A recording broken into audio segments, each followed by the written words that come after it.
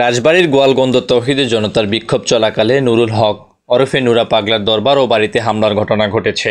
শুক্রবার জুমার নামাজের পর গোয়ালগন্দ মুক্তিযোদ্ধা আনসার ক্লাব চত্বরে বিক্ষোভ শেষে বিক্ষোভকারীরা দরবার ও বাড়িতে অগ্নিসংযোগ করে।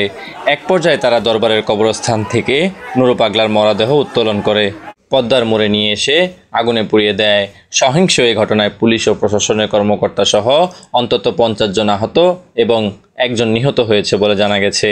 এর আগে গত 23 আগস্ট নুরা পাগলাকে দরবারের উঁচু পেরিতে দাফন করা হয়। বিষয়টি ইসলাম বিরোধী দাবি করে ইমান আকিদা ইসলামী কমিটি কবর স্বাভাবিক করার জন্য আলটিমেটাম দিয়েছিল। শুক্রবার সকালে দরবার কর্তৃপক্ষ কবর নিচু করে এবং সাইনবোর্ডটি নামিয়ে ফেলে। তবে বিক্ষোভকারীরা তাতে সন্তুষ্ট না হয়ে পূর্ব ঘোষণা মাফিক কর্মসূচি পালন করে। এ সময় উপজেলা নির্বাহী অফিসার ও পুলিশের গাড়ি ভাঙচুর করা হয়।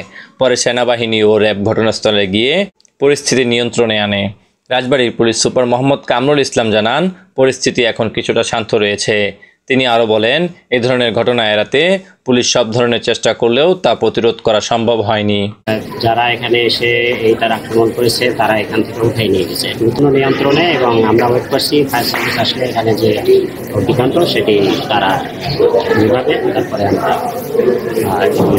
জায়গাটি একটি ক্রাইম সিন, এটা আমরা সিলগালা পুলিশ সদস্য মারাত্মক আহত নাই, কিন্তু ছোটোখাটোভাবে আহত হয়েছে এবং তারা যতটুকু সম্ভব নিরাপত্তা দেওয়ার জন্য, কিন্তু তৌহিদি জনতার যে সংখ্যা এবং ভলিউম এটা অনেক বেশি থাকাতে আমরা স্ট্র্যাটেজিক্যালি এনফোর্স হয়ে বেশি সংখ্যায় পুলিশ নিয়ে আমরা এই অকুস্থলে এসেছি এবং এটা নিয়ন্ত্রণ